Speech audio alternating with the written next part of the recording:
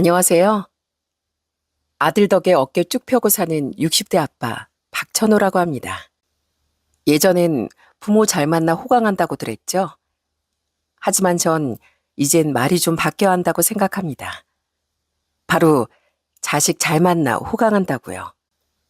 아마 절 팔불출 부모라 꾸짖는 분도 계시겠지만 여러분도 제 아들이 어떤 녀석인지 들으신다면 아마 자식 농사 잘 지었다고 하실 겁니다.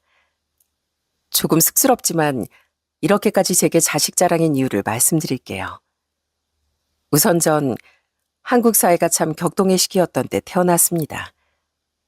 집에 자식이라곤 저하고 남동생 둘뿐이었죠.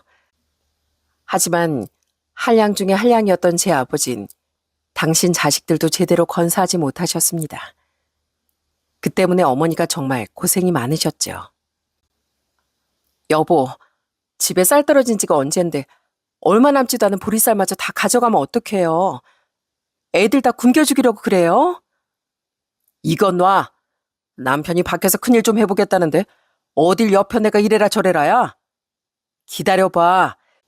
내가 이번 판에선 이 보리쌀을 틀림없이 황소 한 마리로 바꿔올 테니까. 술과 노름을 좋아하셨던 아버진 집에 돈 될 만한 건 죄다 가져가 투전판에 던지셨습니다. 그렇다 보니 어머니가 아무리 품을 팔고 밤새 삭바느질을 해도 당장 오늘 끼니를 걱정해야 될 정도였죠. 그 와중에 양반 중 양반이었던 저희 할머니는 매일 며느리 수발을 받으며 저희 어머니를 종부리듯 부려먹으셨어요. 암탉이 울면 집안이 망한다더니만 네가 우리 아들 그렇게 닥달하니 될 일도 다 그르치겠다. 얼른 가서 새수물이나 좀 떠오거라. 네가 시애미 날 굶겨 죽일 작정으로 밥 한 그릇 내오지 않으니 내가 직접 나가봐야겠다. 어머님, 그게 아니고 집안에 식량이 뚝 떨어진 지 오래예요. 어쩌다 보리쌀이라도 생기면 애들 아빠랑 어머님 식사부터 챙겨드리느라 저와 애들은 보리개떡이나 강냉이죽으로 간신히 버티고 있어요. 시끄러워. 네 입에서 변명이 줄줄 나오니 듣기가 아주 거북하다. 너처럼 굴다간 남편 복도 자식 복도 다 끊어먹어. 이렇게 어머님은 고된 시집살이와 한심한 남편 때문에 수많은 밤을 눈물로 지새우셨을 겁니다. 그러다 결국 가세는 점점 기울었고 전 국민학교만 겨우 마친 채 돈을 벌러 나가야 했습니다. 전 14살 무렵부터 구두 닦기, 신문 배달, 우유 배달 등 안 해본 일이 없었어요. 한 번은 15살 때쯤이었을까요? 그날도 역전에서 오가는 행인들 구두를 닦아주고 있었어요. 그날따라 손님이 없어 길가에 고개를 푹 숙이고 앉아있는데 누군가 제 앞으로 척하고 발을 내밀더라고요. 놀랍게도 그건 제 국민학교 동창 녀석의 발이었죠. 야, 너 한동안 안 보이더니 여기서 구두나 닦고 있었냐? 내가 100원 줄 테니까 어디 내 구두 좀 닦아봐. 싫어. 네가 1,000원을 준다고 해도 네 구두는 안 닦아. 그러니까 방해 말고 갈 길 가. 뭐? 싫다고? 어디 건방지게 구두 닦기가 손님 구두 가려받아. 네가 아주 배가 불렀구나? 그 녀석은 그러더니 제가 재수없다며 제 어깨를 힘껏 밀어버렸고 전 그만 흙탕물에 나뒹굴고 말았습니다. 야, 거지면 거지답게 굴어.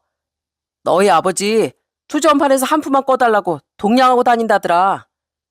학교도 못 다니고 하도 불쌍해 보여서 적선해주려고 했더니 분수도 모르고 나대. 동창 녀석은 굴러다니던 제 구두통을 힘껏 걷어차더니 그대로 갈 길을 가버리더라고요.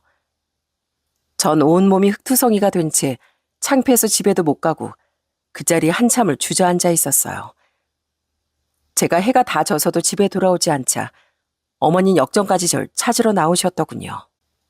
천호야, 너 여기서 뭐 하고 있어? 옷은 또 왜 이러고? 뭐 누구한테 강도라도 당한 거야? 엄마가 얼마나 걱정한 줄 알아? 전 어머니 얼굴을 보고 쌓여왔던 감정이 폭발해 엉엉 울고 말았습니다. 어머닌 그런 제 손을 이끌고 시장통에 있는 국밥집에 데려가셨어요. 그리고는 장터국밥 한 그릇을 시키셨습니다. 저 사장님, 전 아까 점심을 너무 많이 먹고 와서 그런데 저희 아들 국밥 한 그릇만 말아주시겠어요? 하지만 그건 거짓말이었습니다. 어머닌 행여 집에 먹을 게 있어도 할머니와 저희 형제에게 다 양보하시는 분이었으니까요. 어머닌 제 수저에 깍두기며 밑반찬을 올려주시며 따뜻하게 말씀해 주셨어요. 전호야, 세상 사람들이 아무리 못 배웠다고 무시해도 절대 기죽지 말어. 배움이라는 게 어디 학교에만 있겠니? 네가 앞으로 어딜 가든 어떤 일을 하든 마음만 바르게 먹으면 충분히 잘 살 수 있어. 전 그날 어머님의 말씀을 평생의 교훈으로 삼으며 살았습니다. 비록 어머닌 제가 장가가는 것도 못 보고 환갑도 되지 않은 나이에 지병으로 세상을 떠나셨지만 어머니가 계시지 않았더라면 제가 그 힘든 세월을 어떻게 헤쳐나갈 수 있었겠어요? 언젠가 제가 뱃일을 하던 시절이 있었는데 달리 도망갈 곳도 없는 망망대해에서 같은 선원들에게 무지하게 괴롭힘을 당하던 때가 있었답니다. 야, 이 무식한 놈아. 너 뭐 믿고 그렇게 고개 뻣뻣하게 들고 다녀? 너 진짜 상어 밥이라도 되고 싶은 거야? 이러지 마세요. 같은 벤이라는 놈들끼리 누가 더 잘나는지 따질 일 있소? 그 시간에 그물이라도 하나 더 손질하시죠. 이러고 있다 선장님 아시면 노발대발 하실 텐데. 선원들은 아무리 괴롭혀도 기죽지 않는 절 별종 취급하며 제 근처엔 얼씬도 하지 말라고 아예 투명인간 취급을 했습니다. 전 몇 날 며칠 동안 배에서 조업하다가 육지로 들어오면 아무도 만나지 않고 다음 배가 출항하기 전까지 혼자 집에 틀어박혀 있곤 했습니다. 그런절 세상으로 나오게 해준 게 바로 저희 아내예요. 선자야, 여기 얼음 떨어졌다. 얼른 얼음 채워. 네, 지금 가요. 아내는 항구 근처 수산시장에서 허드렛 일을 하며 생계를 이어가고 있었어요. 20대 중반 한창 좋을 나이에 아내 손에 늘 생선 냄새가 배어 있었죠. 주변 상인들은 그런 아내에게 중매를 서주고 싶어 안달이었고요. 선자 나이가 벌써 25살이라면서 왜 아직 시집을 안 가? 좋은 신랑 만날 지금처럼 고생을 안 하지. 에이, 먹고 사느라 바빠서 결혼을 꿈도 못 꿔요. 여자도 돈이 있어야 시집을 가죠. 아낸 그때마다 적당히 웃으며 말을 돌리는 것 같더라고요. 나중에 사정을 알고 보니 아내도 저처럼 힘없고 가난한 집에 태어나 힘들게 사는 중이었습니다. 전 그런 아내가 짠해 보이기도 했고 어떤 동질감이 느껴졌어요. 그렇지만 저 같은 놈을 아내가 좋아할 리 없다는 생각에 늘 전 먼 발치에서 지켜만 보고 있었고요. 그러다 우연히 시장 근처 국밥집에서 밥을 먹다 역시나 혼자 밥을 먹으러 온 아내와 마주치게 되었어요. 뜻밖의 아내는 먼저 아는 척을 하며 살갑게 인사를 건네더라고요. 그 옆집 선장님 배 타시는 분이죠? 혼자 식사하러 오셨나 봐요. 네, 선자 씨도 혼자 식사하러 오셨나 봐요. 혹시 괜찮으시면 같이 드실래요? 혼자 저녁 먹기도 적적한데. 전 그렇게 우연히 아내와 저녁을 함께하게 되었고 그 이후로도 몇 번이나 우연히 마주쳐 여러 번 대화를 나누게 됐습니다. 천호 씨 혹시 영화관 가보신 적 있으세요? 전 한 번도 못 가봤는데 옆에서 영화도 한 번 못 본 촌뜨기라고 하도 놀리는 거 있죠? 저도 딱 한 번 본 적이 있어요. 선자지 괜찮으면 같이 보러 가시죠. 어머, 좋아요. 영화 구경이라니 천호 씨 덕분에 좋은 구경 다 하겠네요. 그로부터 며칠 뒤 전 난생 처음으로 멋을 잔뜩 부리고 아내와 영화관 데이트를 즐겼습니다. 그리고 그날부터 서로 마음이 통해 연인 사이로 발전하게 되었죠. 아내와 전 서로의 아픈 상처를 누구보다 잘 이해했습니다. 가난의 고통, 주변의 멸시, 이루지 못해 못내 서러웠던 꿈을 털어놓으며 서로의 지친 마음을 다독였답니다. 아내와 만난 지 1년쯤 되던 어느 날 밤, 전 진심을 다해 고백을 했습니다. 우리 남들보다 조금 배고프게 살더라도 마음만은 부자로 살자. 선자 너와 함께라면 난 그렇게 살 수 있을 것 같아. 우리 같이 살자. 너와 내가 함께라면 세상에 무서울 게 뭐가 있겠어. 아내는 서툰 저의 고백에도 불구하고 든든하게 제 손을 잡아주더라고요. 그렇게 저흰 결혼식도 올리지 못하고 단칸방 하나를 구해 신혼살림을 시작했습니다. 비가 오면 어김없이 비가 새고 추위와 더위가 온전히 느껴지는 낡은 집이었지만 다시 생각해도 그 집에 살던 때만큼 행복하던 적이 없었네요. 그렇게 살다 건강한 아들도 낳았고요. 아이를 낳고 난 후 저희 부부는 전보다 훨씬 더 열심히 살았습니다. 연탄 뗄 돈이 없어 세 식구가 부둥켜 안고 자야 했던 그 밤마저 참 행복했네요. 그러던 어느 날 예상치 못한 불행이 슬며시 손을 뻗치기 시작했습니다. 선자야, 집에 있냐? 오빠야, 네 오빠라고. 집에 있으면 문 좀 열어봐. 아내와 밥을 먹고 쉬고 있던 어느 저녁에 갑자기 누군가 현관문을 두드렸습니다. 깜짝 놀라 나가보니 아내와 똑같은 얼굴의 남자가 서 있더라고요. 아, 자네가 내 동생이랑 살림 차린 녀석이구만. 나 선자 오빠일세. 선자한테 말은 전해 들었지? 선자 오빠시라고요? 아, 처음 뵙겠습니다, 형님. 일단 안으로 들어오시죠. 전 깜짝 놀라 형님을 급히 안으로 모셨습니다. 방 안에서 절 기다리던 아내도 형님을 보고 놀란 듯 했지만 예상과 달리 아내는 형님을 보자마자 버럭 소리를 질렀습니다. 오빠, 여기까지 무슨 일이야? 내가 몇 번이나 말했는데 우리 집 형편 보면 알겠지? 나한테 아무리 졸라봐야 10원짜리 한 장 안 나오니까 그런 줄 알아. 내가 오죽했으면 여기까지 수소문해서 찾아왔겠냐? 넌 둘밖에 없는 남매 사이 진짜 매정하다. 매제한테 말도 안 했지? 매제, 내가 단도직입적으로 묻겠네. 내가 요즘 사정이 너무 급해서 혹시 돈 좀 빌려줄 수 있겠나? 오빠, 진짜 왜 그래? 내가 안 된다고 했잖아. 대강 눈치로 상황을 살펴보니 형님이 아내에게 지속적으로 돈을 빌려달라고 요구했고 아내가 저에게 말하지 않고 계속 거절하고 있던 모양이었어요. 형님, 저도 마음 같아선 뭐라도 해드리고 싶은데 보셔서 알겠지만 저희가 단칸방에 새들어 사는 형편이에요. 돈을 빌려드리고 싶어도 가진 돈이 없네요. 죄송합니다. 정말 없나? 젊은 두 사람이 같이 살면서 돈도 안 모으고 뭐 했어? 정 그러면 보증이라도 서주게. 요즘 아파트 건설이 붐인 거 알지? 이럴 때 건설업에 투자해야 한다니까. 죄송합니다, 형님. 전 보증이 뭔지도 잘 모르겠고 정말 돈이 없어요. 그때 정말로 가진 것도 없고 은행 거래도 잘 모르는 저와 아는 재차 죄송하다 거절하며 형님을 돌려보냈습니다. 하지만 형님은 날마다 저희 집과 직장에 찾아오며 절 들들 볶기 시작했어요.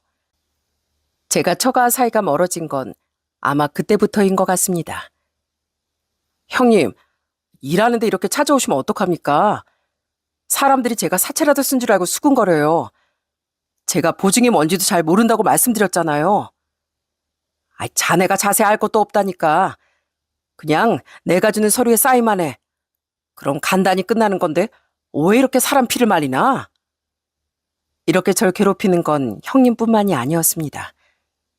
당시 지방에 사시던 장인 장모님께서도 수시로 연락이 와 절 괴롭게 했어요. 박서방, 선자가 자네한테 연락하지 말라고 했는데 내가 자네한테 너무 서운해서 도저히 가만히 있을 수가 없었네. 아니 우리 큰아들이 설마 여동생네 돈을 떼먹겠어?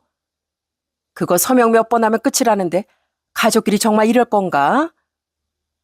아내도 최선을 다해 막아줬지만 처가 식구들의 요구는 끊임이 없었습니다. 전 결국 그게 뭔지도 모르고 형님이 가져오신 종이 몇 장에 사인을 해주었어요. 제가 보증을 서자마자 매일같이 절 괴롭히던 형님도 발길이 뜸해지셨고 그땐 이럴 거면 진작 해줄 걸 싶기도 하더라고요. 하지만 그로부터 몇 달 뒤 절 기다리고 있던 건 눈덩이만큼 불어난 빚뿐이었습니다. 은행에서 날마다 저에게 독촉장을 보내왔고 급기야 작은 단칸방에 압류딱지가 붙기 직전이었어요. 저와 아내는 은행으로 달려가 울며 불며 사정했습니다. 저기요, 은행원 선생님, 제 말 좀 들어보세요. 전 아내 오빠분이 금방 갚을 거라고 해서 사인 몇 개 한 거밖에 없어요. 그런데 이렇게 큰 돈을 제가 다 갚으라고요? 선생님, 그렇게 신중하게 연대보증을 섰어야죠. 대출금은 현재 연체 상태고 법적으로 보증인에게 변제 책임이 넘어가 있어요. 빠른 시일 내에 상환계획을 제출하지 않으면 가압류나 경매 절차 진행할 수밖에 없고요. 은행에선 아무리 말해봐야 얘기를 들어주지 않았고 결국 마지막 남은 방법으로 처가에 연락을 드렸습니다. 하지만 처가 식구들에게 돌아온 답변은 정말 경악스럽기만 했습니다. 자네 정말 가족끼리 왜 이러나? 남자가 사업하다 보면 빚도 좀 질 수 있고 상황이 안 좋아질 수도 있는 거지. 이렇게 빚쟁이처럼 굴 거면 애초에 보증을 서주질 말든가. 장모님, 이제 와서 그게 무슨 말씀이세요? 보증 안 서주면 가족도 아니라고 말씀하신 게 바로 장모님이시잖아요. 저 지금 전 재산 다 날리게 생겼다고요. 그게 어떤 돈인 줄 아세요?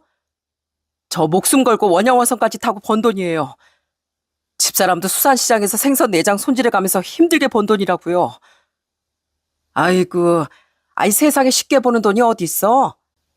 다들 고생하면서 버는 거지. 아무튼 조금만 기다려보게. 우리 아들도 다 생각이 있겠지. 그때 제가 느낀 막막함은 맨몸으로 벼랑 끝으로 내몰리는 심정이었습니다. 그 돈이 어떻게 모은 돈인데요. 그리고 저희 아들 그때 겨우 9살이었거든요.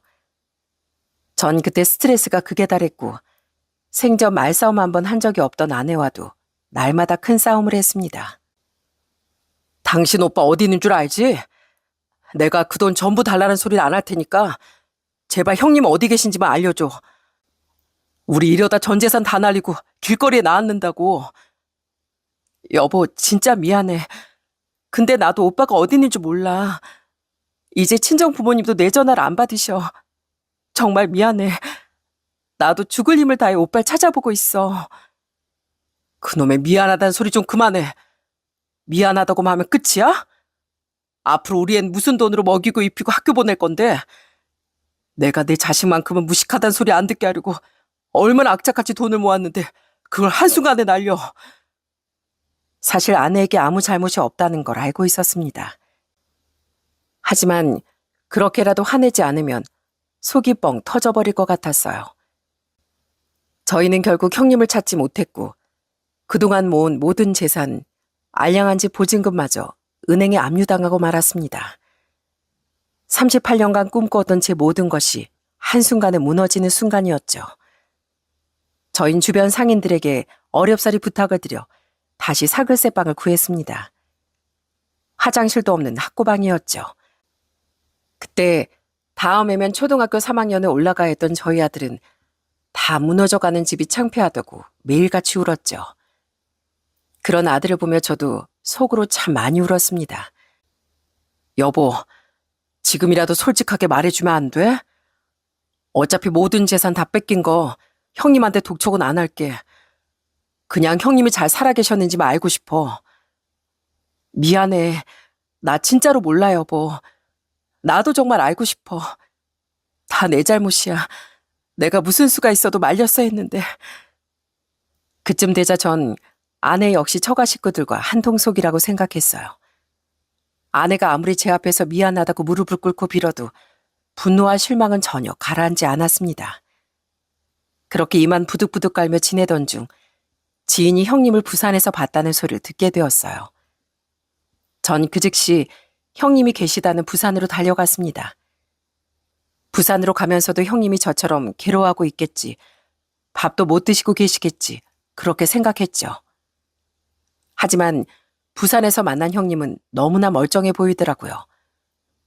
형님은 특히 절 보고도 크게 놀라지도 않고 마냥 귀찮다는 표정이었습니다. 내가 여기 있다는 거 어떻게 알고 왔어? 정말 자네도 집요하네 그래. 나 털어봐도 가진 돈 아무것도 없어. 빈털털이라고. 그러게 누가 보증을 함부로 서주랬나? 자네 국졸이라고 했지? 그러게 학교에서 배운 게 없으면 이래서 안 된다니까. 전 형님 말을 듣고 더는 분노를 참지 못하고 앞에 있던 테이블을 내려쳤습니다.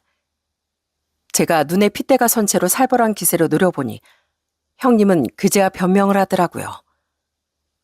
자네 진정 좀 하게. 어디 무서워서 살겠나? 내가 앞으로 차차 갚을 테니까 당분간만 고생해. 그럼 난 바빠서 이만.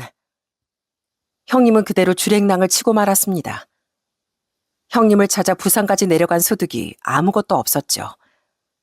그렇게 힘없이 집으로 들어오니 아내가 동네 입구에서 나와 절 기다리고 있더라고요. 아내는 터덜터덜 걸어오는 절 보더니 눈물을 흘리며 제 앞에 무릎을 꿇었어요. 내가 이렇게 빌게. 용서가 안 되겠지만 나라도 이렇게 사과할게. 미안해, 여보. 늘 미안하다는 말뿐이라서 미안해. 오빠가 빌린 돈은 내가 갚을게. 전 그런 아내 앞에 무릎을 꿇었습니다. 그리고 아주 담담하게 말했죠. 선자야, 우리 이혼하자. 나 더는 네 얼굴 보면서 못 살겠어. 너희 김씨 집안이라면 아주 지긋지긋해. 그러니까 나랑 갈라서 주라. 나 미안하단 소리는 안 한다. 야, 여보, 제발, 나 당신 없이 못 살아. 난 이제 당신하고 못 살아. 그러니 그만하자. 전 그렇게 길바닥에 주저앉아 우는 아내를 뒤로하고 집을 나와버렸습니다. 그때 저희 아들이 10살이었네요.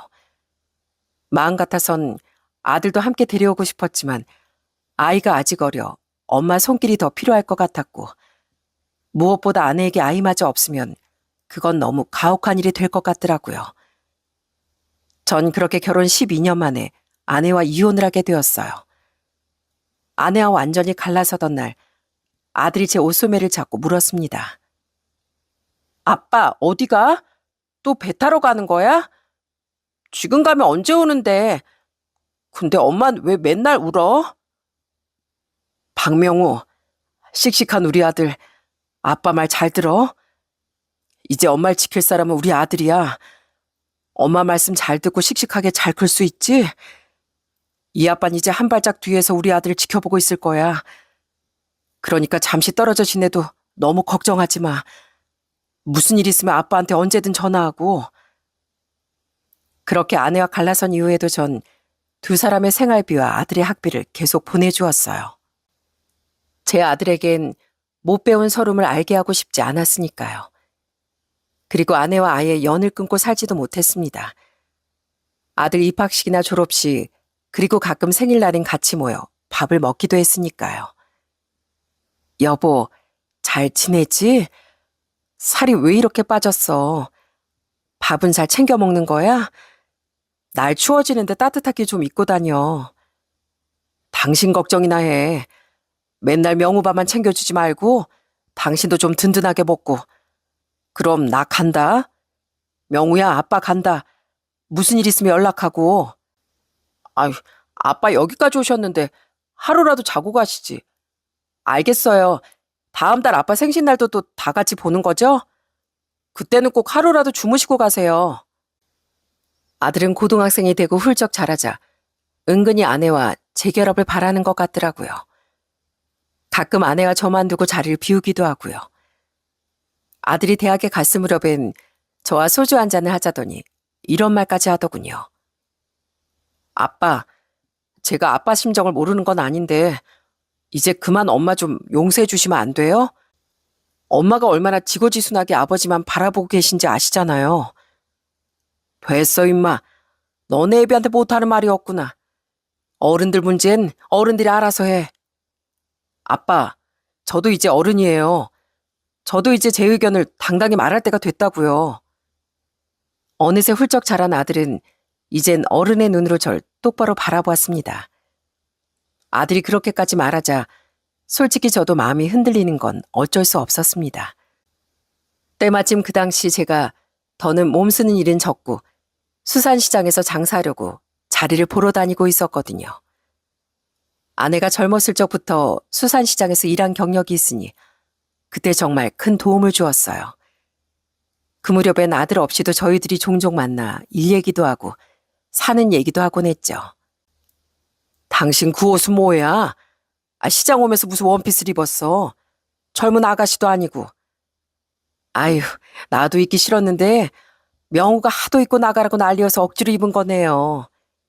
그러는 당신은 무슨 날도 아닌데 넥타이까지 했대. 아, 이것도 명호가 선물해줬지 뭐. 중요한 날 꼭 하고 다니라고. 가만 보니까 이 녀석이 또 장난을 친 모양이네. 아들은 재결합 프로젝트라나 뭐라나 그런 이름까지 붙여서 저희들을 재결합시키려고 장난을 치곤 했습니다. 갑자기 레스토랑 이용권이 당첨됐다고 저희만 불러내질 않나. 젊어서 아내와 둘이 찍은 사진을 어떻게 찾아다가 메시지로 계속 보내오질 않나. 가끔은 장난 그만하라고 혼을 내기도 했지만 어쨌든 아들 덕분에 아내와 예전 얘기도 참 많이 나눴네요. 당신 기억나? 우리 명우 태어났을 때 그때 당신이 갓 태어난 우리 아들보다 더 크게 울었잖아. 아이, 창피하게 왜 그때 얘기를 꺼내고 그래. 그때 좋아서 그랬지, 좋아서.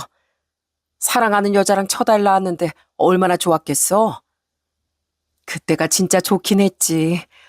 아이, 그때 당신 나한테 하늘의 별도 따다 준다고 했잖아. 아내와 옛날 얘기를 나누고 있으니 다시 그 시절로 돌아간 기분이었어요. 그 시절은 다 어디 가고 이렇게 늙어버린 건지 세월이 참 야속하더라고요. 그때 제 나이가 벌써 환갑도 더 지났을 나이였습니다. 우리의 젊은 날을 기억하는 건 아들이 보내준 사진뿐이었죠. 그렇게 아들 덕분에 간혹 웃기만 하며 지내던 어느 날이었습니다. 전 그 무렵 국민학교 동창 모임이 있어 오랜만에 동창들을 만나게 되었어요. 그동안 간간히 동창 모임이 있기도 했는데 제가 이혼도 했고 또 여러 사정이 있다 보니 몇 번 참석하지 못했거든요. 뭐 어차피 동창 모임이라고 나가봐야 맨날 술이나 먹고 각자 와이프 험담이나 하는 걸 알았으니까요. 그래서 정말 친한 친구 몇 녀석만 제 근황을 알고 있고 대부분의 동창들은 제가 이혼을 했다더라 하는 소문만 들은 상태였죠. 이야, 이게 누구야? 박천호 아니야? 난 네 녀석이 벌써 황천길 간 줄 알았다. 하도 소식이 없어서. 넌 그 말도 여전하구나. 그동안 사는 게 바빴다. 무소식이 희소식이라잖냐. 별 소식 없으면 그저 잘 지내고 있겠거니 해라. 오랜만에 만난 동창 녀석들은 다들 백발이 성성해선 말투는 여전히 어릴 적 장난기 많은 말투 그대로였습니다. 동창 중엔 자식들 결혼을 일찍 시켜서 벌써 손주를 본 녀석도 있었고 대부분은 저처럼 이제 자식 혼사를 앞두고 있었어요. 저희들은 사적으로 왕래가 뜸해도 동창들 아들, 딸이 결혼한다고 하면 웬만하면 참석하곤 했어요. 서로 청첩장도 꼭 주는 편이었고요. 저도 그 무렵 제 아들 결혼을 앞두고 있어 청첩장을 몇 개 들고 갔습니다. 우리 아들 명우가 드디어 결혼한다네. 이제 홍기가 꽉 차서 언제 장가 가나 했더니만 그래도 결혼을 하긴 하는 모양이야. 이야, 축하한다 천호야. 우리가 사실 그동안 얼마나 서운했는 줄 아냐? 너 이혼한 것도 너랑 붙어 다니는 몇 녀석만 알고 우리한테 왜 말도 안 했어? 그게 뭐 좋은 얘기라고 떠벌리고 다니겠어? 그냥 살다 보니 그렇게 됐다. 그것도 오래전 얘기야. 우리 나이가 내일 모레 70인데 인생 살면서 그런 일 하나쯤 없겠어. 동창들은 벌써 30년 가까이 지난 이혼 얘기까지 꺼내며 제게 서운하다고 아주 난리였습니다. 그러다 자연스럽게 제 아들 결혼 이야기로 넘어가게 되었죠. 그런데 그때였어요. 평소에도 은근히 절 깔보던 녀석이 아주 기분 나쁜 말투로 슬슬 장난을 치더라고요. 천하의 박천호 아들이 결혼한다고? 이야, 그거 진짜 축하할 일이네. 하긴 예전 생각하면 천호 이 자식 국민학교밖에 못 나왔잖아. 국졸. 근데 아들 장가까지 보내고 아주 출세했다 너. 이 녀석이 제 학교 얘기를 꺼내자 은근슬쩍 몇 녀석도 같이 동조를 하더라고요. 맞다. 천호 국졸이지? 요즘 세상에 국졸이 다 있네. 너 검정고시라도 보지 그랬냐? 어떻게 보면 천호가 제일 희귀한 녀석이네. 여기 아무리 못해도 고등학교는 다들 졸업했잖아. 고등학교가 뭐야? 거의 다 대졸자들이지. 여기 고졸이 놈도 손 들어봐. 아이 겉봐 새 놈밖에 없네. 다들 대졸이잖아. 그지? 전 그 순간 온 얼굴이 다 새빨개졌습니다. 제가 어쩔 줄을 모르고 불그락 푸르락 하자 친한 친구 녀석이 그 동창들을 말렸어요. 야야, 너희 그만들 좀 해. 그 나이 먹고 친구를 놀리면 되겠냐? 하여간 어릴 때랑 똑같다니까. 3살 버릇 진짜 80까지 가는구만. 하지만 그 녀석들은 제가 당황한 걸 보고 더 신이 났는지 급기야 아주 선을 넘는 말까지 내뱉더라고요. 전호 이 녀석이 국졸이니까 네 아들도 비슷한 수준인 거 아니야? 혹시 네 아들도 세대 가린 건 아니겠지? 설마 그 아비의 그 아들이라고? 에이, 그거 모르지. 원래 애들은 부모 머리를 타고난다잖아. 아마 천호 이놈 아들도 똑같이 세대 가릴 거다. 전 제 아들 얘기까지 나오자 정말로 화가 머리 끝까지 났습니다. 제 아들 직업이 뭔지 알고 있던 절친들도 다들 한마디씩 쏘아붙이려고 자리에서 벌떡 일어났고요. 그렇게 난장판이 되어가던 그때 갑자기 누군가 식당 홀로 뚜벅뚜벅 걸어 들어오더라고요. 이제야 지각한 녀석들이라도 오나 싶어 바라봤더니 놀랍게도 그건 안녕하세요. 저 박천호 씨 아들 박명우라고 합니다. 오랜만에 뵙네요. 여긴 제 아내 될 사람입니다. 안녕하세요. 정소라라고 합니다. 아버님께 말씀 많이 전해드렸어요. 저희가 갑자기 찾아와서 불청객은 아니겠죠? 제 아들과 예비 며느리였답니다. 아들과 며느리는 양복까지 차려입고 양손에 선물을 가득 들고 찾아왔더라고요. 서로 싸움이 나기 일보 직전이었던 동창들도 제 아들과 예비 며느리를 보고 깜짝 놀라 갑자기 사람 좋은 웃음을 짓더라고요. 명우야, 너 진짜 오랜만이다. 너 완전 째까냈을 때 봤는데 이렇게 컸다고? 너 이 아저씨 기억은 나냐? 네, 그럼요. 다 기억하고 있죠. 여기 아저씨는 쌀가게 하셨던 아저씨고 옆에 아저씨는 동네에서 식료품 가게 하셨잖아요. 아저씨들이 이제 다 백발이셔도 얼굴들은 그대로신데요. 아들은 앞다투어 말을 거는 제 동창들에게 당황하지 않고 여유 있게 하나하나 대꾸를 하더군요. 전 제 아들이 얼마나 늠름하게 자랐는지 그때 한번 더 느꼈습니다. 맞아. 이야, 너 그걸 다 기억하는구나. 결혼한다더니 색시까지 데리고 인사를 왔어? 명우 이제 다 컸네, 다 컸어. 저 벌써 30 후반이에요, 아저씨. 아무리 그래도 직접 뵙고 청첩장 드리는 게 예의일 것 같아서 이렇게 찾아왔습니다. 아들은 동창들에게 직접 청첩장을 건네주었고 동창들은 아들과 예비 며느리를 아예 자리에 앉혀 본격적으로 호구조사를 하더군요. 그래 명우야, 넌 요즘 뭐 먹고 사냐? 네 아빠가 하도 입이 무거워서 도저히 말을 안 한다. 요즘 취업이 힘들어서 백수가 태반이라는데 설마 너도 놀고 있는 건 아니지? 네, 다행히 운이 좋아서 직장엔 다니고 있긴 해요. 아들이 이렇게 겸손하게 대답하니 동창 녀석들은 제 아들을 꽤 불쌍하게 생각했나 봐요.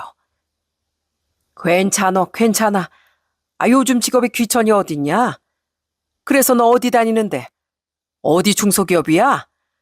아니면 어디 공장 같은 데 다니나? 설마 네 아빠처럼 배 타는 거 아니지? 그거 아주 위험해. 돈 많이 준다고 해도 절대 하지 마라. 아마 제가 국졸이라고 저희 아들도 변변찮은 일을 하고 있겠거니 했을 겁니다. 동창들은 그러면서 요즘 돈 되는 일이 뭐가 있다는 둥, 이제라도 공부를 더 하라는 둥, 제 아들에게 잔소리를 쏟아냈어요. 말씀 감사합니다, 아저씨들. 저도 지금처럼 이렇게 일할 수 있는 것도 영광이라고 생각해요. 저희 와이프도 마찬가지고요. 이거 저희 명함인데 받아주세요. 아들과 예비 며느리는 그러면서 동창들에게 명함 한 장씩을 내밀었고 동창들은 명함을 보자마자 완전히 기절촉풍 직전이었습니다. 왜냐하면 저희 아들과 며느리 직업이 조금은 특별했거든요. 저희는 지금 이런 일을 하고 있어요. 혹시 저희가 필요한 일이 있으시면 언제든지 연락 주세요. 뭐야, 이 명함 정말 네 거 맞아? 박천호 아들 박명우 직업이 판사라고? 예비 며느리 변호사고? 그 녀석들은 도저히 믿기지 않는지 눈을 비비고 명함을 이리저리 뒤집어 보고 아주 난리도 아니었습니다. 그러다 한 방 먹은 얼굴로 입까지 아예 다물질 못하더라고요. 제 아들 직업을 이미 알고 있던 절친들은 이때다 싶어 그 동창 녀석들을 비웃어 주었습니다. 그러게 누가 알지도 못하고 까불래? 너희 아까 천우한테 뭐라고 했어? 어디 판사님 변호사님 앞에서 다시 말해봐. 아니 그게 내가 믿기지가 않아서 그렇지. 어떻게 아들을 판사로 키우고 변호사 며느리 맞았대? 국조리 녀석이. 아저씨, 제가 감히 말씀드리는데 저희 아버지 학력이 어떠시든 제가 이 자리까지 올라올 수 있었던 건 다 아버지 덕분입니다. 저희 부모님이 비록 떨어져 계시지만 아버지가 제 등록금이나 생활비 물론이고 제 로스쿨 학비 또 변호사 시험 준비할 때 비용까지 모두 아버지가 책임져 주셨는데요. 아버지 덕분에 전 편하게 공부만 할 수 있었어요. 그러니 제가 이렇게 판사가 된 것도 다 저희 아버지 덕분이겠죠. 아들이 이렇게 당차게 말하자 동창들은 모두 꿀먹은 벙어리가 돼서 눈알만 대굴대굴 굴리다 갑자기 축하한다며 박수를 치기 시작했습니다. 이야, 그래. 너희 아버지 정말 대단하다. 대단해. 기어 이렇게 판사 아들 키워내는구나. 천호 너 정말 성공했어. 우리 중에 네가 제일 성공했어. 변호사 며느리 또 어떻고 장가까지 아주 잘 보내는구나. 다들 박수 쳐. 박수. 언제 자식 농사 이렇게 잘 지었대? 어디 내가 잘한 게 있겠냐? 우리 아들 며느리가 잘난 탓이지.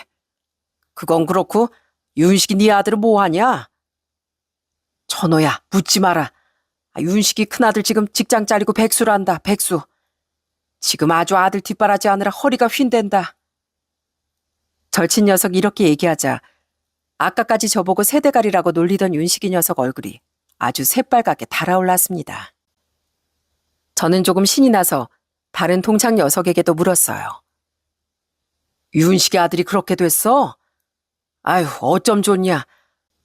그럼 진철이 네 딸은 뭐하고? 큰딸 공부 잘한다고 그렇게 자랑했잖아. 아, 우리 딸? 우리 딸 작은 식당에. 근데 뭐 요즘 자영업자들 수익이 다 뻔하지 뭐. 그냥 월세만 까먹고 있다. 진철이 녀석도 자식 얘기라며 입을 다물었고 시끌벅적하던 식당이 금세 조용해졌습니다. 아, 진철이 아저씨네 따님 기억해요. 아마 저보다 누님이셨죠? 제가 그러면 언제 한번 식당 찾아갈게요. 주소 알려주세요. 그럴래? 판사님 변호사님 오신다고 하면 우리 딸이 아주 좋아할 거다. 어색해진 분위긴 제 아들 녀석의 넉살로 다시 활기를 되찾았네요. 그 후로도 동창들은 절 흘끔 보며 야, 천호 너 진짜 대단하다. 어떻게 저런 아들을 뒀어? 비법이 뭐냐 대체? 하며 감탄을 아끼지 않더라고요. 비법이 뭐 있겠냐? 너희들 반성이나 해라. 아까 나 국졸이라고 무시했지? 너희도 마음을 곱게 써야 자식들이 복 받는 거야. 나 참, 판사 아버지, 변호사 시아버지가 그렇게 얘기하니까 할 말이 없다, 할 말이. 자, 술이나 한잔하자. 축하한다, 박천호. 전 그날 아들과 예비 며느리가 그렇게 자랑스러울 수가 없었습니다. 애들 직업도 직업이지만 이 예비가 곤란한 순간에 나타나 구해줄 만큼 멋진 어른이 되었다는 거니까요. 그동안 제 아들이 판사가 된 걸 어디 가서 얘기하지 않은 건 조금 쑥스럽기도 했지만 그게 다 제 도움보단 아들이 스스로 노력해서 얻은 결과인 걸 알아서였습니다. 아들은 법대를 졸업하고 로스쿨에 입학했는데 로스쿨은 입학부터가 장난이 아니더군요. 전 잘 모르지만 무슨 입학시험도 몇 번이나 있는 것 같고 준비해야 할 것도 많고요. 입학하고 나서도 공부해야 하는 양이 어마어마해 보였습니다. 그렇게 힘들게 입학할 로스쿨을 졸업하는 것도 쉬운 일이 아니었고요. 아들은 변호사 시험에 합격한 후 재판 연구원으로 한참을 일하다 30 후반의 판사로 임용될 수 있었습니다. 제 며느리도 비슷한 과정을 거쳐 변호사가 되었고요. 둘이 처음 결혼하고 싶다고 인사 왔을 때 얼마나 예뻐 보인 줄 아시나요? 아버지, 어머니, 소란제 대학교 후배예요. 저 변호사 시험 볼 때 옆에서 도움도 많이 주고 언제나 절 많이 응원해주는 사람이고요. 그래서 저 소라랑 결혼하고 싶습니다. 아니에요, 아버님, 어머님. 오히려 저 변호사 준비할 때 제일 큰 도움을 준 게 바로 오빠예요. 오빠 이렇게 훌륭하게 키워주셔서 정말 감사드립니다. 뭐? 그래, 그렇게 말해주니 고맙구나. 너희 둘 다 똑똑한 녀석들이니 부부끼리 정답게 잘 살 거라고 믿는다. 상견례 자리에서 처음 본 사돈 어르신들도 아주 기품 있는 분들이셨고 정말 화기애애한 분위기 속에 아들을 장가 보낼 수 있었습니다. 이런 아들 며느리다 보니 제가 굳이 자랑하지 않아도 분에 넘치게 좋은 녀석들인 게 티가 났죠. 제 아들은 동창회가 끝날 때까지 제 동창들을 친삼촌 모시듯이 잘 모셨어요. 그럼 저흰 아버지 모시고 먼저 들어가 보겠습니다. 아저씨도 혹시 저희 도움 필요하시면 언제든지 그 명함으로 연락 주세요. 제가 부족하지만 도울 수 있는 건 다 도울게요. 명우가 아주 성격까지 좋네. 그래, 고맙다. 네 아버지 잘 모시고 들어가고. 그렇게 다들 집에 가는 길에 저희 며느린 손수 준비한 전통주 선물을 동창들 손에 하나하나 다 들려보냈습니다. 포장도 얼마나 예쁘게 했는지 모릅니다. 그날 집으로 돌아가며 명우가 제 아들이라는 게 정말 뿌듯하더라고요. 판사가 되기까지 고생도 많았을 텐데 한 번도 이혼하고 떠난 아빠를 원망하지도 않고 이렇게 잘 자라주어서 고마웠습니다. 제 아들이긴 하지만 이쯤 되면 저희 아들 참 잘 키웠다고 말해도 되겠죠? 그로부터 얼마 뒤 모두의 축복 속에 제 아들 며느리 결혼식은 아주 성대하게 치러졌습니다. 동창들도 빠짐없이 모두 참석해 축하해 주었고요. 전 아내와 나란히 혼주석에 앉았죠. 그것도 처음엔 약간 망설였는데 아들 며느리가 어찌나 성화였는지 모릅니다. 아버지, 이제 어머니랑 다시 합치실 때 됐어요. 제 결혼 끝나면 두 분 곧장 화해하시는 겁니다. 네? 아버지, 아유 어머니, 이렇게 며느리도 보고 있잖아요. 그래요, 아버님, 어머님. 두 분 사이 좋으신 거 다 아는데 왜 떨어져 지내세요? 하나뿐인 외아들 장가가고 적적해 하지 마시고 이젠 두 분이 좀 알콩달콩 지내셨으면 좋겠어요. 애들은 쑥스럽게 무슨 그런 말을 한다니. 아내는 몹시 쑥스러워했지만 아들 결혼식을 가만 지켜보니 이제와 지난 일들의 화를 내봐야 무슨 소용인가 싶더라고요. 전 그래서 아들이 행진하는 걸 바라보다가 슬그머니 아내 손을 잡았죠. 무려 28년 만에 잡아보는 아내의 손이었습니다. 에구머니나, 이 사람이 왜 이래? 누가 보면 어떡하려고? 누가 보면 어때? 부부가 손잡는 게 이상해? 당신 손은 여전히 따뜻하구려. 저희 부부는 결국 아들의 결혼식이 끝나고 1년 뒤 다시 재결합을 하게 됐습니다. 그때 제 나이가 70에 가까웠죠. 비록 오랜 시간 떨어져 있었지만 이제라도 아내와 행복한 황혼을 보내려고 합니다. 저희 부부의 재결합 소식을 듣고 가장 좋아한 건 당연히 아들 며느리였어요. 아들 내외는 아예 한술 더 떠서 이참에 결혼식까지 올리자고 성하였습니다. 땡! 이 나이에 무슨 결혼식을 올려? 남들이 보면 욕해. 사돈 어르신들 보기에도 민망스럽고 그냥 우리 이렇게 조용히 살련다. 하여간 아버지도 진짜 무뚝뚝하세요. 아니 어머니 드레스도 못 입어보셨다면서요. 저희가 다 준비할 테니까 두 분은 그냥 저희 믿고 따라만 와주세요. 전 설마 애들이 진짜 결혼식을 준비하려나 반신반의했습니다. 그런데 믿고 맡겨놨더니 진짜로 지들 결혼식 하듯 식장, 드레스, 청첩장까지 준비해뒀더라고요. 아이고, 남사스럽게 이 나이 이걸 어떻게 해? 아유, 난 못한다. 왜요, 어머님? 어머님 날씬하셔서 드레스 입으시면 너무 예쁘실 것 같은데요. 저랑 드레스 투어 가요, 어머님. 그러더니 며느리는 아내를 데리고 드레스 투어까지 다니기 시작했습니다. 아내도 처음엔 민망스럽다 하더니 드레스를 입은 게 꽤 재밌었나 봐요. 저녁마다 저에게 드레스가 얼마나 예뻤는지 막 자랑을 하더라고요. 그럼 당연히 예쁘겠지. 누가 입은 드레스인데 안 예쁘겠어? 거적대기를 걸쳐도 예쁘지 아마. 어머, 이 사람이 뭘 잘못 먹었나? 연애 때도 안 하던 말을 다 하고. 당신도 결혼한다니까 좋은가 봐. 그래, 새신랑 되는 소감이 어떤데? 그때 아내의 물음에 답은 못했지만 저도 어느 때보다 떨리고 설렜습니다. 이 나이에도 떨림이 남아있더라고요. 여간 부끄러운 게 아니지만 얼마 전에 동창들까지 불러놓고 작게 결혼식까지 올렸답니다. 이제야 드레스를 입은 아내를 보니 너무 고와서 눈물이 날 것 같더라고요. 동창들은 새신랑 발바닥을 때리니 마니하며 놀리기 바빴고요. 아이고, 작년에 아들 결혼한다고 축의금 받아가더니만 이젠 본인 결혼한다고 또 축의금을 걷어가네. 박천호 아주 부자 돼서 잘 살아라. 그리고 밥 한번 거하게 쏘는 거 잊지 말고. 부끄럽다 친구들아. 내가 밥 진짜 크게 한번 살게. 아휴 참나 오래 살다 보니 이런 일이 다 있네. 그래도 역시 너희들밖에 없다. 와줘서 고맙다. 그렇게 뒤늦은 결혼식을 올리고 지금 전 젊었을 적 아내에게 못해줬던 걸 다 해주고 싶어 무척 노력하고 있답니다. 그리고 아내와 살림을 합치자마자 저희가 제일 먼저 한 일이 있어요. 그건 바로 처가 식구들을 찾아뵙는 거였습니다. 물론 아내와 제가 이혼한 이유기도 했지만 벌써 30년 세월이 지났지만 이젠 그 묵은 원한을 털어내야 할 차례였습니다. 여보, 내가 그동안 한 번도 묻질 못했는데 그래 장인 장모님은 어떻게 지내셔? 형님은 또 어떠시고? 사실 나도 당신이 힘들어할까 봐 말하지 못한 게 있어.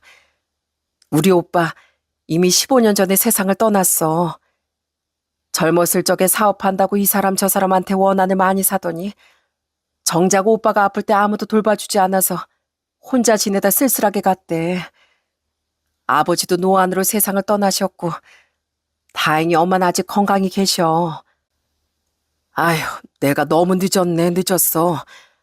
그래도 살아생전 형님을 뵙고 이제 마음 편히 가져도 된다고 말씀드렸어야 했는데 그래도 장모님이 아직 살아계신다니 다행이야. 얼른 찾아뵙고 인사드리고 싶어. 전 그날 이후 며칠이 지나지 않아 바로 장모님이 계시다는 요양병원으로 찾아갔습니다. 아내와 헤어질 때만 해도 정정하셨던 장모님이 벌써 90이 넘은 연세가 되셨더군요. 기운 없이 앉아 계시던 장모님은 절 보자마자 눈물을 흘리시며 달려나오셨습니다. 박서방 왔나? 이제야 왔어. 내가 미안하네. 내가 미안해. 그 긴 세월 동안 날 얼마나 원망했나 그래. 장모님, 30년 만에 사위 인사드립니다. 큰절 받으세요. 저 지난 원망은 다 잊었습니다. 이렇게 다시 날 찾아줘서 정말 고맙네. 내가 자네한테 사죄하지 않고 어떻게 눈을 감나 했어. 전 아주 오랜만에 장모님을 힘껏 안아드렸습니다. 그때야말로 정말 원망이라곤 단 한 줌도 남아있지 않았어요. 하늘에 계신 형님이 절 보고 계시다면 그곳에선 부디 남에게 미움받지 않고 잘 지내시길 바랄 뿐이네요. 이렇게 아들 며느리 덕분에 긴 세월을 돌아 다시 한 가족이 된 저희 가족은 저희에게 주어진 시간을 소중하게 보내려고 하고 있습니다. 아내와 재혼하고 신혼여행으로 전국 일주 여행도 다녀왔답니다. 젊어서 못 해본 여행 실컷 하자는 의미였죠. 가끔 장모님이 컨디션이 좋으신 날엔 함께 모시고 온천 여행도 가고 공기 맑다는 곳으로 나들이도 다니고 있고요. 젊은 날엔 하루하루가 전쟁 같았고 견뎌내야 하는 날들이 많았지만 지금은 사소한 일에도 감사하게만 느껴지네요. 무엇보다 마음이 편안해지니 세상이 달라 보이는 것 같습니다. 예전 같으면 사람들의 시선이나 편견이 두려워 움츠러들었을 텐데 이젠 오히려 누구보다 당당하게 지내고 있고요. 요즘 전 이런 생각을 합니다. 인생은 결국 남보다 빨리 달려가는 게 중요한 게 아니라 넘어지고 깨져도 다시 일어나 곁에 남은 사람들과 함께 걷는 게 전부라는 것을요. 그리고 지금 제 곁엔 그 모든 세월을 버텨준 아내가 있고 저를 화해하게 해준 아들과 며느리 그리고 여전히 곁을 지켜주시는 장모님이 있습니다. 이제 남은 생은 그분들을 위해 더 따뜻하고 좋은 사람이 되는 거 그것만이 제 마지막 소망이겠네요. 앞으로도 할 일이 참 많을 것 같습니다. 그럼 지금껏 제 긴 사연 들어주셔서 다시 한번 감사드립니다.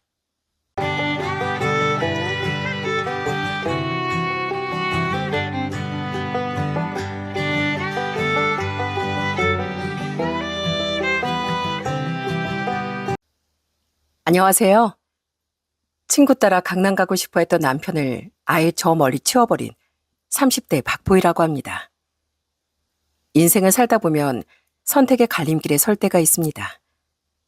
저 역시 수없이 많은 선택을 하며 살아왔지만 분명한 건 그 결정들의 후회가 없다는 거예요. 때론 잘못된 선택을 하기도 했지만 그건 역시 제가 책임져야 하는 부분이라고 생각합니다.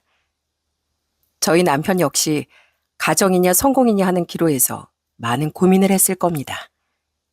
안타깝게도 남편은 가정보다 돈을 쫓는 선택을 했고 지금 그 뒷감당은 남편이 홀로 짊어지고 있을 거예요. 가정을 버린 죄를 달게 받으면서요. 오늘 여러분께 대체 남편과 저에게 어떤 일이 있었는지 속 시원하게 말씀드릴게요. 우선 전 비교적 평범한 가정에서 태어났습니다.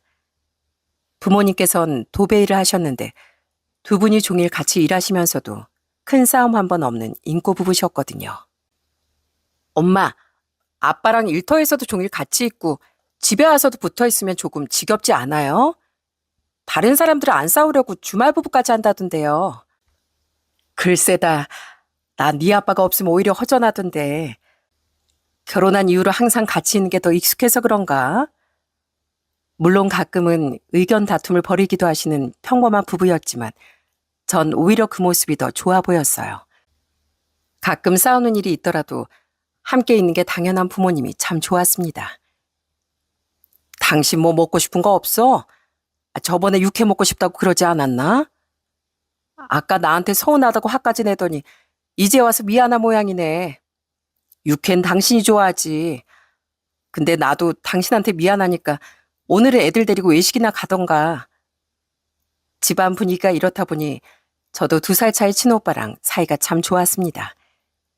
보통 남매들은 어릴 때야 친하지 나이를 먹으면 서로 소원해지기 쉽다는데 제 가족은 저희 남매가 성인이 되어서도 어릴 때만큼이나 자주 붙어 다녔죠. 그러다 보니 가끔 오해를 사기도 했고요. 야, 박보희, 너 좀 서운하다. 너 남자친구 있는 거 왜 말 안 했니? 지난 주말에 너 남자친구랑 시내에서 쇼핑하는 거 다 봤어 얘. 뭐? 야, 그거 우리 친오빠야. 남매 사이를 그렇게 생각하다니 너무 닭살이다 야. 진짜? 난 둘이 사이가 너무 좋아 보여서 당연히 연인 사이라고 생각했지. 생각해보니까 얼굴이 엄청 닮았던 것 같기도 하네.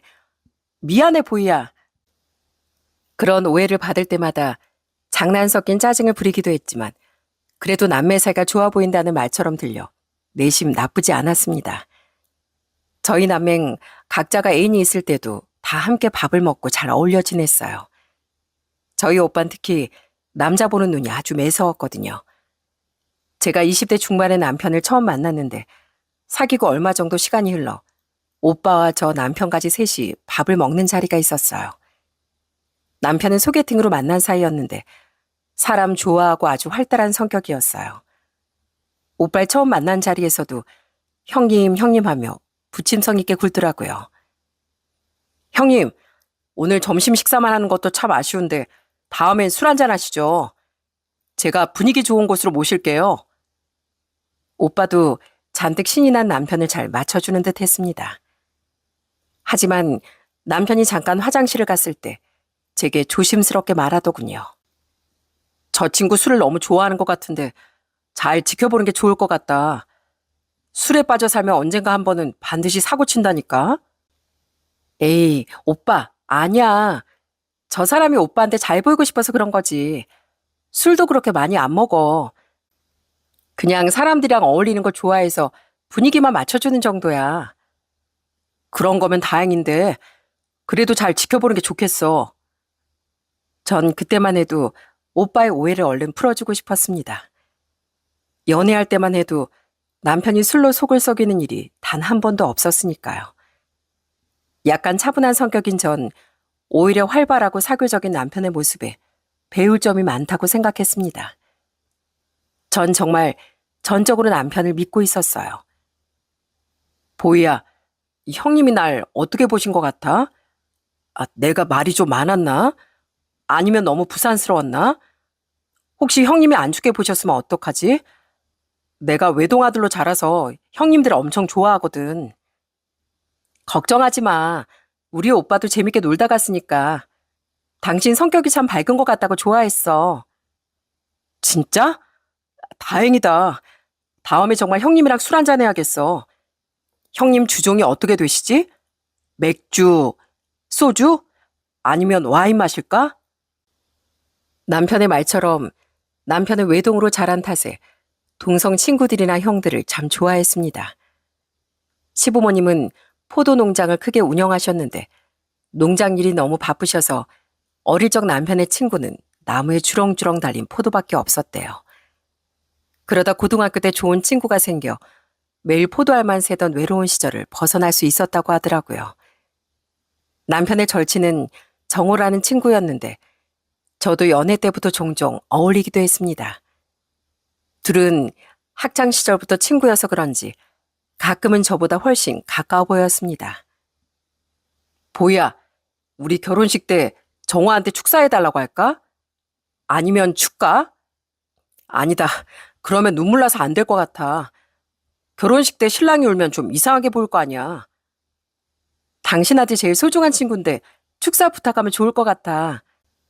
당신 안 울게 내가 옆에서 허벅지 세게 꼬집어 줄게. 제가 정호 씨의 축사를 허락하자 남편을 뛸 듯이 기뻐했습니다. 그렇게 저흰 제가 27살, 남편이 30살이 되던 해 결혼식을 올렸어요. 또래보다 약간은 이른 결혼이라 오히려 더 많은 축하를 받았습니다. 저희 부모님은 내심 서운해하기도 하셨지만요.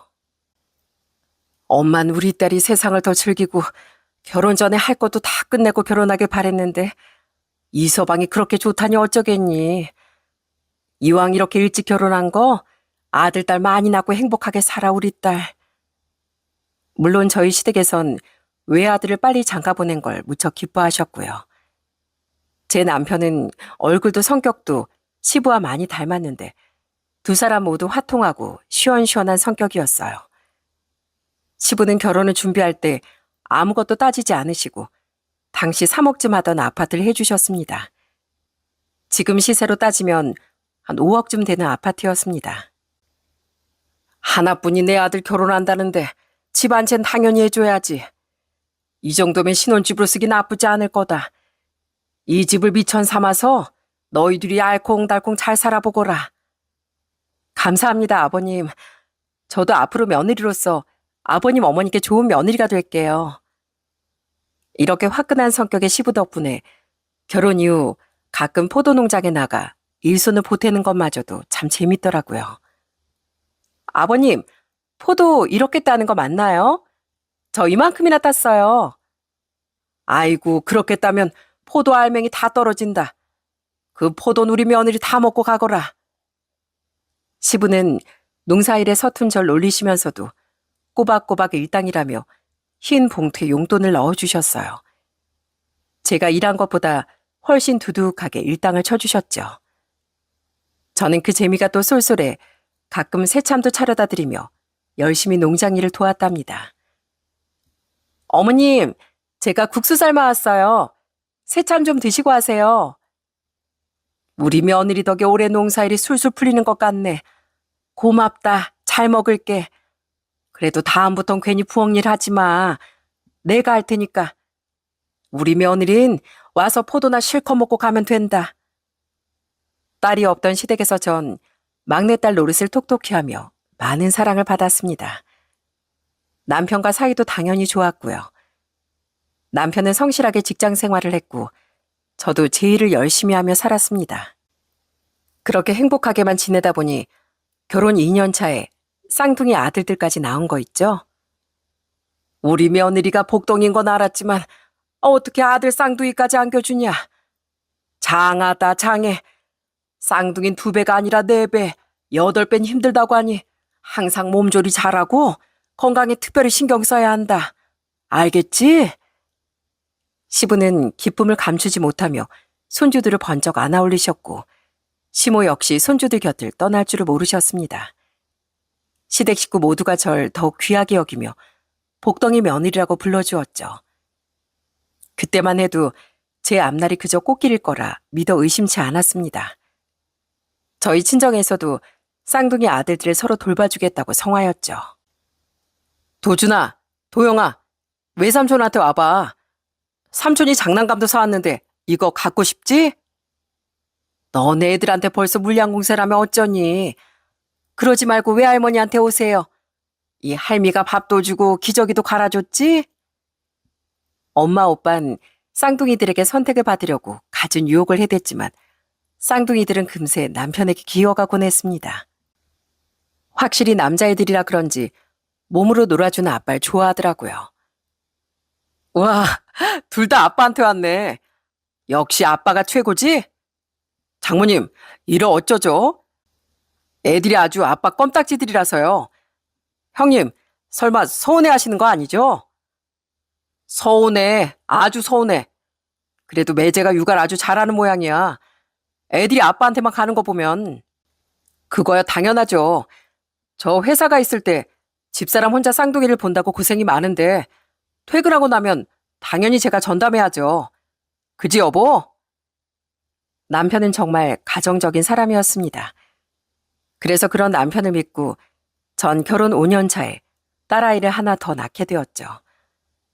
맨날 우당탕탕 뛰어다니는 아들들만 보다가 상대적으로 얌전한 공주님이 태어나니 그런 경사가 또 없더라고요. 아무래도 아이가 셋이다 보니 저는 직장 생활과는 점점 멀어졌지만 종일 아이들 돌보느라 그런 걸 생각할 겨를도 없었어요. 남편도 5 식구 생계를 책임지느라 더 바빠 보였고요. 그 무렵부터 언제나 제 편이시던 시모도 슬그머니 남편 걱정을 더 하시곤 했습니다. 아이고, 애들이 왜 이렇게 우니? 귀청 아주 떨어지겠구나. 이래가지고 우리 아들이 힘들게 일하고 집에 와도 제대로 쉬지도 못하는 거 아니냐? 너도 물론 힘들겠지만 그래도 강호 퇴근하고 오면 집안일 시키지 말고 푹 쉬게 냅둬라. 그래야 다음날 또 출근하지. 저는 그런 시모에게 저는 매일 퇴근도 없이 육아 중이에요 하는 말이 목구까지 차올랐지만 저도 남편이 고생하는 걸 알기에 그저 웃어넘겼습니다. 친정 부모님은 저 힘들까봐 힘든 도배일을 마치고도 저희 집에 들러 설거지 하나라도 거들어 주셨어요. 엄마, 이서방이 요즘 자꾸 술 먹고 들어온다. 나 혼자 애들 셋이나 돌보는 거 알면서 말이야. 맨날 회식이라고 하긴 하는데 꼭 그렇게 만취가 돼서 들어와야 돼? 이서방이 워낙 그런 자리를 좋아하잖니. 가끔은 너도 눈 감아주고 그래. 남자들 너무 억제면 오히려 튕겨나간다 너. 그때만 해도 저희 엄마마저 남편 편을 들곤 했습니다. 저도 엄마에게 불평하긴 했지만 남편이 고생하는 걸 알고 있었고요. 그렇게 결혼한 지 7년쯤 지난 어느 날이었어요. 쌍둥이들과 막내딸까지 어린이집에 다니기 시작하니까 저도 그제야 숨통이 좀 트이더라고요. 하지만 그것과 별개로 자꾸만 마음에 안 드는 행동을 하는 남편이 문제였어요. 당신 어제도 술 먹고 들어와서 거실에 뻗었더라. 내가 애들 어린이집 보내면서 얼마나 놀란 줄 알아? 애들도 아빠 왜 저러냐고 계속 물어봤어. 당신 진짜 회식 갔던 거 맞아? 그럼 뭐 내가 어디 가서 술을 먹냐? 조금만 늦어도 당신이 언제 들어오냐고 난린데 마음 편하게 술이나 먹겠어? 그리고 집에 잘 들어오면 됐지. 잔소리 좀 그만해. 어째 시간이 갈수록 남편에겐 찬바람이 쌩쌩 불었습니다. 특히나 제가 술 얘기를 꺼내면 그렇게 싫어하더라고요. 결혼 초만 해도 그렇게나 성실하고 가정적인 사람이었는데 완전히 다른 사람이 된 것 같았습니다. 역시 사람이 변하는 건 한순간인가 봐요. 그렇게 위태위태한 시간을 보내던 중 기어이 남편이 대형 사고를 치고 말았습니다. 당신 왜 출근 안 해? 지금 10시도 넘었어. 오늘 뭐 휴가라도 낸 거야? 자는데 왜 껴? 제발 나 좀 내버려둬. 아니면 숙취 때문에 죽겠으니까 가서 콩나물국이라도 좀 끓여주든가. 어느 날 남편이 오후가 다 되도록 출근도 안 하고 이불만 푹 덮고 자고 있더라고요. 그날은 휴가를 냈나 싶어 내버려뒀는데 그 다음 날도 그 다음 날도 일을 갈 생각을 안 하는 겁니다. 남편은 제가 아무리 추궁해도 짜증만 내고 가버렸고 전 답답한 마음에 회사에 전화라도 해봐야 하나 싶더라고요. 하지만 얼마 뒤 시모에게 걸려온 전화로 사건의 진실을 알게 됐습니다. 에이미야, 우리 강원 잘 위로해 줬니? 걔가 얼마나 속상하겠어. 그렇게 잘 다니던 회사를 겨우 음주운전 한 번 했다고 자르고 말이야. 무슨 그런 회사가 다 있다니. 네? 어머님, 그게 지금 무슨 말씀이세요? 그 애가 음주운전을 했다고요? 아니, 그보다 회사에서 잘렸다고요? 남편은 놀랍게도 상습 음주운전이 탄로가 났고 회사에서 그 일로 품위 위반으로 해고가 됐다고 했어요. 저도 처음엔 어떻게 그런 거로 잘리기까지 하나 싶었는데 술 먹고 상습적으로 지각을 하곤 했나 봐요. 남편은 저에게 걸리면 분명 잔소리를 들을 걸 아니까 고지서를 회사에까지 들고 갔던 모양입니다. 저는 너무 황당하고 기가 막혔어요. 시모도 제 반응을 보고 당황하기 마찬가지였고요. 설마 너 몰랐니? 아이고, 우리 아들이 너 걱정할까봐 말을 안 했나 보다. 괜히 너 잔소리하지 말고 네가 이해 좀 해라. 걔가 얼마나 힘들었으면 술까지 먹었겠니. 강호 능력 있는 애니까 금방 이직할 거야. 그러니까 모른 척하고 기다리고 있거라. 알겠지? 시모는 남편에게 아무 말 하지 말라며 신신당부하더라고요. 저도 남편이 어떻게 나오나 보려고 한 열흘 정도를 가만두고 봤어요. 그런데 그로부터 얼마 뒤 바로 회사로 출근을 하더라고요. 전과 다르게 기분도 몹시 좋아 보였고요. 저는 모른 척하며 슬쩍 남편에게 물었습니다. 당신 출근 시간이 달라졌네? 보니까 가는 길도 달라진 것 같고 혹시 회사 옮겼어? 역시 당신 눈치는 백단이네. 나 사실 이직했어. 당신 신경 쓸 거 많은 거 아니까 말 안 했지. 이전 회사보다 사생활도 훨씬 존중하고 연봉도 괜찮아. 좀 더 다녀봐야 알겠지만 이직하길 잘한 것 같아. 그럼 나 출근한다. 애들아, 아빠 간다. 다녀오세요, 아빠. 남편이 비록 술독에 빠져 살았지만 그래도 할 건 하는가 보다 싶어 얼마나 다행이었는지 모릅니다. 남편은 실제 몇 달간은 이직한 회사에서 잘 지내는 것 같았어요. 하지만 몇 달 지나지 않은 어느 날 밤 남편이 또 술에 잔뜩 취해서 들어왔더군요. 아우, 술 냄새. 당신 왜 그렇게 술을 마셨어? 정신 좀 차려봐. 잘 거면 옷이라도 벗고 자. 여보, 보이야. 미안하다. 나 아무래도 또 회사에서 잘릴 것 같아. 정말 미안해, 보이야. 남편은 제게 미안하다며 눈물까지 보였습니다. 대체 회사에서 무슨 일이 있었던 건지 전 그런 남편이 너무나 안쓰러웠어요. 여보, 대체 무슨 일이야? 회사에서 무슨 문제라도 있었던 거야? 아니면 적응하기가 힘들었어? 속 시원하게 털어놔봐. 하지만 남편은 금세 골아 떨어졌고 저는 그런 남편이 안타까워 다음날 해장국까지 끓여서 대령을 했습니다. 그리고 오후가 다 돼 겨우 일어난 남편에게 조심스럽게 물었어요. 여보, 대체 회사에서 무슨 일이 있었는데 설마 당신 이직했다고 따돌리기라도 하는 거야? 아니면 텃세라도 부려? 남편은 쩝쩝거리며 해장국을 들이마셨습니다. 그리고 세상 속 편한 소리를 하더라고요. 아니 글쎄, 내가 술 먹고 지각을 몇 번 했는데 그걸로 자꾸 시비를 거는 거야. 다들 지각 한두 번씩은 하잖아. 그리고 여직원들이 나한테 술 냄새 난다고 대놓고 피하더라니까. 그게 직장 내 따돌림이지 뭐야. 뭐? 그럼 당신 술 때문에 회사에서 잘렸다는 거야 지금? 전 제가 정성껏 끓인 해장국을 들이부어버리고 싶더라고요. 남편은 그렇게 팔자 좋게 백수가 되었죠. 시모는 제가 남편을 잡아먹을까 봐 걱정이었는지 늘 잔소리하지 마라. 너라도 위로해주라고 하며 아주 사람 속을 뒤집어 놨습니다. 아마 이 상태가 계속됐다면 저는 스트레스로 미쳐버렸겠죠. 하지만 이런 제 마음을 아주 시원하게 대변해 준 사람이 있었습니다. 그건 바로 시아버지였어요. 전에 몰랐는데 시부는 욱하는 성질이 있으셨는지 어느 날 남편의 실직을 아시고 집안을 발칵 뒤집어 놓으셨습니다. 너 이놈! 다른 것도 아니고 술 때문에 회사에서 2번이나 잘려? 그걸 감춘다고 내가 모를 줄 알았어? 아들 하나 있다고 오냐오냐 길렀더니 네가 아직 사람이 못 됐구나. 오늘 아주 끝장을 보자. 아버지, 제 말도 좀 들어보세요. 저도 억울하다고요.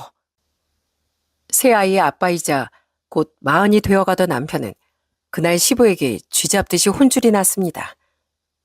시부가 한번 욱하시니까 시모도 저도 무서워 말릴 수가 없더라고요.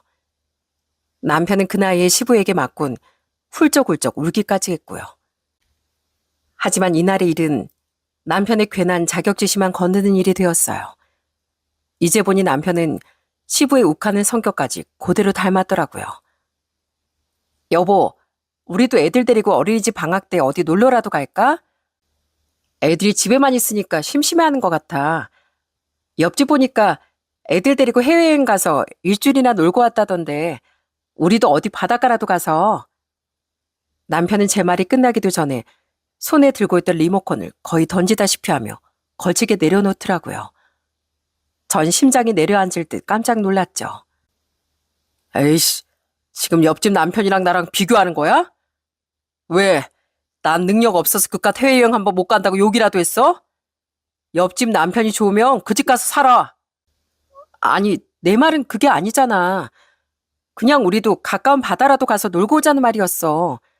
당신 내 말 다 들어보지도 않고 왜 화부터 내? 지금 당신 눈빛이 딱 그래. 나 회사 잘린 이후부터 세상에 둘도 없는 한심한 놈 취급을 하잖아. 이놈의 집구석. 이러니까 내가 술을 안 먹고 배겨?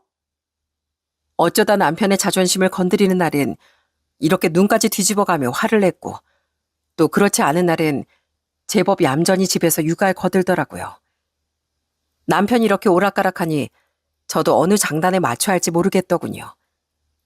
그러던 중 어느 날 밤 남편이 술에 잔뜩 취해선 오랜만에 정호라는 친구와 함께 집으로 들어왔습니다.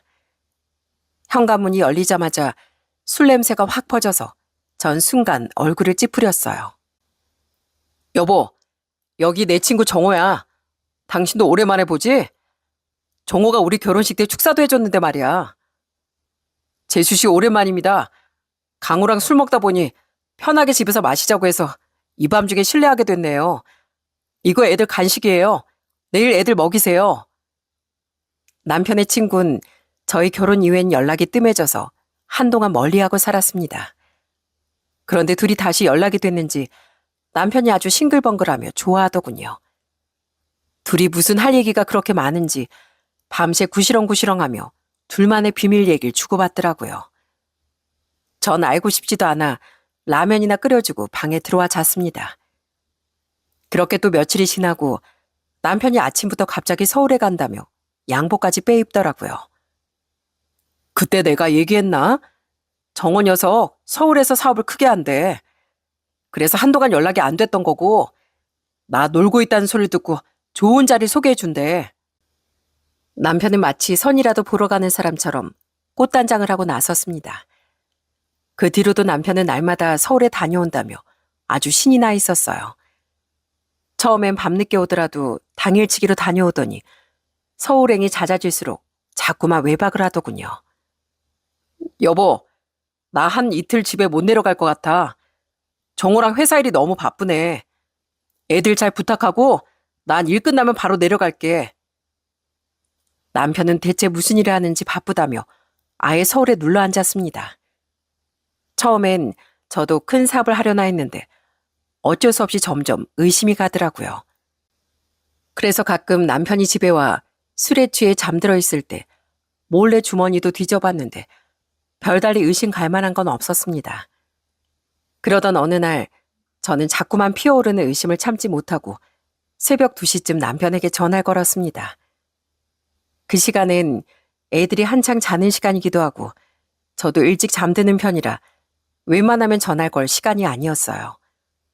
하지만 그날은 기습적으로 남편에게 전화를 걸었죠. 여보, 나야. 지금 어디야? 당신 설마 아직도 술 먹고 있어? 옆에 왜 그렇게 시끄러워? 여보세요? 아니, 당신이 이 시간에 웬 전화야? 원래 서로 이 시간에 잠들지 않아. 당신이 뭘 알겠냐? 여보, 서울 너무 좋다. 이 시간에 마음껏 술 먹고 참 좋아. 좋은 게 어디 그것뿐이겠어? 집에 가봐야 헐렁한 티셔츠에 애들 밥풀이나 잔뜩 묻힌 당신만 보다가 몸매 좋고 예쁜 아가씨들이랑 술까지 먹으니 여기가 아주 천국이야, 천국. 거기다 더 충격적인 건 남편의 막말을 뚫고 들리는 주변 사람들의 목소리였어요. 남편과 저의 통화가 길어지자 옆에서 어떤 간드러진 목소리가 남편을 찾더라고요. 오빠, 누구랑 통화해? 빨리 와서 나 술 따라줘야지. 전화 그만하고 같이 놀자. 어? 그래, 가야지, 가야지. 오늘은 이 오빠가 쏜다. 남편은 그러더니 전화를 끊어버렸습니다. 아마 술이 떡이 된 채로 자기가 무슨 말을 한지도 모르는 것 같았어요. 서울에 일과로 간다는 사람이 밤마다 그 짓거리를 하고 있던 겁니다. 전 너무나 큰 충격을 받고 밤새 한숨도 자지 못했어요. 엄마, 얼굴이 왜 그래요? 엄마 눈밑이 까매요. 엄마 졸려요? 아니야, 엄마 괜찮아.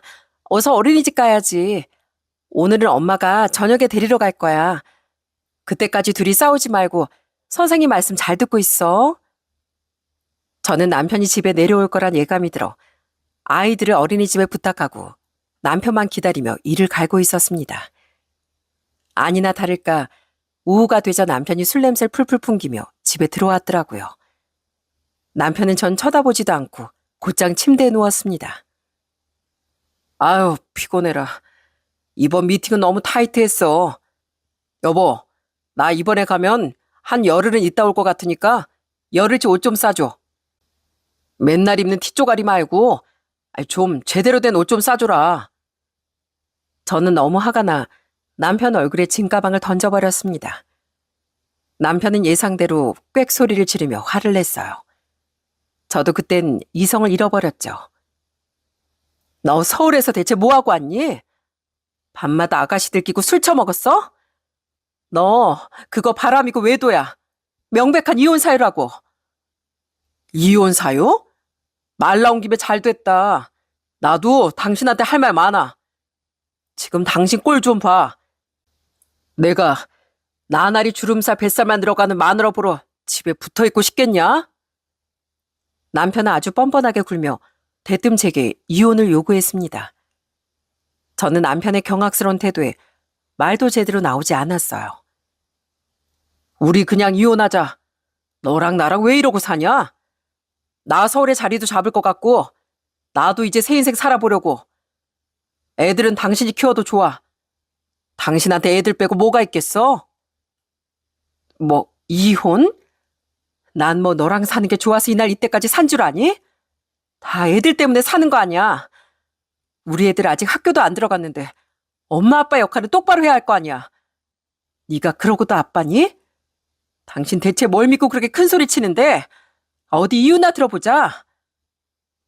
저와 남편은 그날 집안 살림을 다 때려 부술 기세로 맹렬하게 싸웠습니다.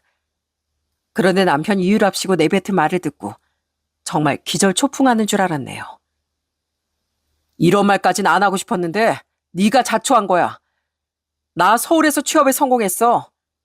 이때까지 월급이라고 받아봐야 겨우 300, 350 그 정도였는데 서울에서 월급도 700이나 준대더라. 그 정도 월급 받으면 나도 서울에서 떵떵거리면서 살 수 있거든. 이러고 구질구질하게 살 게 아니라. 그리고 나 어머니한테도 벌써 말씀드렸어. 어머니도 내 얘기 들으시고 얼른 이혼하라고 하시더라.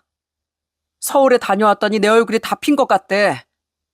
내가 생각해도 난 서울물이 맞는 것 같더라고. 네가 아주 허파에 바람이 잔뜩 들었구나. 아직 월급도 한 달 안 받아보고 그런 결정을 한다고? 너 정말 나중에 후회 안 하겠니? 저는 남편을 붙잡고 싶었다기보단 성급한 결정이 너무나 우스워 남편에게 물었죠. 그러자 남편은 아주 자신감에 가득 차서 대답하더라고요. 후회를 왜 해? 아니, 서울살이 힘들다고 하더니 그것도 아니던데. 좀 복잡해서 그렇지. 밤거리가 얼마나 화려한 줄 알아? 전국에 예쁜 여자들은 서울에 다 있는 것 같고 당신하고 게임도 안 되지. 단도직입적으로 말해서 나 이젠 출세할 거고 당신 같은 여잔 더 이상은 필요 없다 이 말이야. 저는 너무 황당해서 웃음이 다 나오더라고요. 술집 아가씨들과 몇 번 놀더니 새로운 여자 욕심까지 난 모양이었어요. 그래도 내가 애들 아빠인데 할 역할은 해야지. 나도 양심은 있으니까. 내가 양육비 대신 이 집 당신한테 줄게. 이거 한 몇 억 하나? 집에서 애 낳아보던 당신한테 이 정도 재산 분할이면 엄청난 거야. 재산 분할 같은 소리 하고 있네. 재산이 있어야 분할을 하지. 우리한테 남은 게 이 집밖에 더 있니? 그러니까 이 집이라도 챙기라고. 이 아파트 우리 부모님이 해주신 집이잖아. 그럼 감사합니다 하고 받아. 생각 바꾸기 전에. 난 당장 짐 싸서 서울 갈 거니까 이혼 서류 쓸 준비나 해. 그동안 한심한 백수 남편 수발드느라 고생 많았다. 그건 나도 인정. 우리 애들 잘 부탁하고 아무리 애들 일이라도 웬만하면 연락 안 했으면 좋겠다. 설마 구질구질하게 나한테 매달릴 건 아니지? 남편은 그렇게 짐을 싸서 나가버렸고 진짜로 며칠 뒤 짐 명의를 제 앞으로 바꿔주더라고요. 저는 그 며칠 동안 지옥을 맛보았어요. 애들 앞에서 차마 울지도 못하고 화장실에서 혼자 이를 꽉 깨물고 소리 없이 눈물을 삼켰습니다. 제가 아이를 셋이나 낳은 건 남편 때문이기도 했거든요. 저는 외아들로 자라 외롭다는 남편에게 다복한 가정을 만들어주고 싶었어요. 그 결과가 이렇게 쓰라린 배신으로 돌아올 거라곤 상상도 못했지만요. 제 마음이 아무리 이런들 이혼은 이제 불가피한 일인 것 같고 저도 저 나름대로 준비를 해야 했습니다. 전 우선 주변 친구들에게 도움을 요청했습니다. 친구 중 하나가 오래전 이혼을 했었는데 먼저 그 친구에게 조심스럽게 상황을 설명했어요. 그러자 친구가 반색하면서 호들갑을 떨더라고요. 야, 너 진짜 땡 잡은 거야. 남편이 집을 네 명의로 바꿔주고 이혼하겠다는 거지? 내 남편 좀 봐. 지금 몇 년째 양육비도 제대로 안 보내주고 있잖아. 재산 분할해봐야 얼마 받지도 못할 거 집으로 받으면 완전 땡큐지. 나처럼 소송하느라 괜히 스트레스 받지 말고 준다고 할 때 얼른 받아. 네 남편 갑자기 마음 바꿔서 딴소리 하기 전에 얼른 구슬려서 서울부터 올려보내. 정말 그렇게까지 해야 할까? 그럼 원래 님이라는 글자에 점 하나만 찍으면 남이야, 남.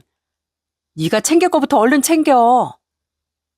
친구의 조언을 전적으로 받아들인 전 그 다음부터 방법을 완전히 바꿔 남편을 가스라이팅하기 시작했습니다. 여보, 내가 생각해봤는데 당신같이 좋은 사람을 내가 못 알아본 것 같아. 당신은 능력도 있고 서울에 자리도 잡았으니까 앞으로 나보다 예쁘고 잘난 여자들이 얼마나 줄을 서겠어. 당신 인생은 꽃길일 텐데 앞으로 내 인생은 가시밭길이야. 참나, 이제 와서 뭘 그런 소리를 해. 당신도 애들 잘 키워서 나중에 효도 받을 생각이나 해. 이런 일로 전화하지 말고. 당신 말처럼 난 꽃길 걷느라 바쁘니까. 수화기 너머로도 남편이 신나게 느껴져 저는 이가 부득부득 갈렸습니다. 남편은 그렇게 저에게 아파트를 넘기고 서울로 갔고 저희는 완전히 갈라서게 되었어요. 아무리 아파트가 있다지만 앞으로 아이 셋을 기르며 먹고 살 일이 깜깜했습니다. 친정 부모님은 제 처지를 몹시 속상해하셨죠. 오빠도 그럴 줄 알았다며 난리였고요. 내가 뭐라고 했어? 그놈은 딱 술로 사고칠 관상이라니까. 아휴, 이제 와서 이 말이 뭐가 필요하겠냐. 차라리 잘 됐어. 이제라도 깨끗하게 갈라선 게 다행이야. 우리 딸 한번 안아보자. 아휴, 그래 그동안 마음고생이 얼마나 많았을꼬. 너한테는 우리 가족들이 있으니까 걱정할 거 하나 없어. 아마 친정 식구들과 제 아이들이 없었다면 전 완전히 무너져 내렸을 겁니다. 전 가족들 덕분에 겨우 정신을 붙잡고 힘을 냈어요. 그렇게 이를 악물고 버티다 보니 속이 뻥 뚫리는 희소식이 찾아왔습니다. 이혼하고 몇 달이 지난 그날도 아이들을 어린이집에 보내고 집안일을 하고 있는데 정말 오랜만에 시모에게 전화가 걸려왔더라고요. 전 안 받으려고 했는데 제가 받을 때까지 몇 통이고 이어지길래 결국 핸드폰을 들었죠. 어머님이 무슨 일로 전화세요? 저흰 더 이상 연락할 일 없는 거로 아는데요. 나도 전화 걸고 싶지 않았다. 근데 너 혹시 강호 이 녀석 어디 있는 줄 알고 있니? 그 사람을 왜 저한테 찾으세요? 뭐 서울 가 있겠죠. 서울? 아휴, 그 녀석이 서울에 취업됐다고 신나서 올라가더니 알고 보니 완전히 확정도 아니었던 모양이야. 몇 달을 출근을 하니 많이 속썩이더니만 이제 연락까지 안 된다. 당장이라도 월급이 들어올 것처럼 잘난 척하던 남편은 알고 보니 취업이 확정된 상황도 아니었나 봐요. 그 사람 친구 정호 씨가 주선한 자리라면서요. 그러면 뭔가 연락이 있겠죠. 그 정호라는 놈 완전 사기꾼이야. 아휴, 말도 마라. 우리 아들 애간장을 다 녹이더니만 돈 만들고 튀어버렸어. 몇 달을 기다려라 하면서 우리 강호 속을 얼마나 태운 줄 알아? 전 그만 웃음이 터질 것 같아 간신히 입을 틀어막았네요. 남편이 그렇게나 믿고 따르던 정호라는 친구가 접대 명목으로 남편 눈만 높여둔 모양이에요. 평범한 회사원이었던 남편이 그런 화려한 세상을 맛봤으니 얼마나 혹했겠어요? 그러다 남편에게 돈까지 빌려 잠적을 했답니다. 아니, 그러면 정호 씨가 그 사람 뒤통수를 치고 사라졌다는 거예요? 세상에 정말 믿을 사람 하나도 없네요. 제가 어머님 아들이랑 결혼하고 이혼하면서도 느꼈잖아요. 그러면 그동안 시댁에 계속 있었던 거예요, 그 사람? 그래, 네 시아버지가 행여나 사기당한 거 알까봐 둘이 얼마나 전전긍긍하고 집에 숨어 있었던 줄 아니? 강호가 그러다 네 시아버지한테 크게 혼나고 갑자기 감쪽같이 사라져버렸다 얘. 아이고, 이걸 어쩐대요? 시아버님 성격에 남편 아주 작살나겠는데요. 어디 또 숨었나 잘 찾아보세요. 전 그러고 아주 통쾌하게 웃으며 전화를 끊었습니다. 그날이 이혼하고 나서 제일 크게 웃던 날이었네요. 그렇게 또 2주쯤 흘렀을까요? 어느 이른 오후에 누군가 저희 집 인터폰을 눌렀습니다.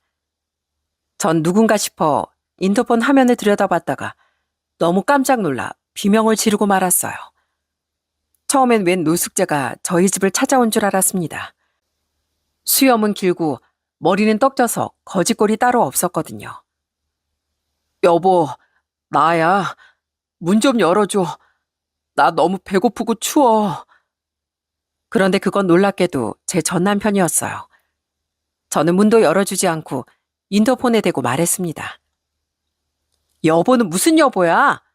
난 무슨 노숙자인 줄 알았네. 동네 사람들 보기 창피하니까 얼른 가. 여긴 왜 왔어? 우리 다시는 안 보기로 했잖아. 여보, 나 갈 데가 없어. 본가에 가면 아버지한테 맞아 죽을 것 같고 돈도 하나도 없어. 내가 어떤 일을 당했는 줄 알아? 저는 남편의 말을 무시하고 인터폰을 얼른 꺼버렸습니다. 그러자 남편이 현관문을 발로 차더라고요. 아무리 저 지경이 돼도 그 성격은 어디 안 가나 봐요. 그래서 전 다시 인터폰에 대고 소리쳤습니다. 동네 창피하게 왜 이래 진짜. 알겠어. 그러면 내가 놀이터로 나갈 테니까 거기서 좀 기다려. 알았어. 고마워.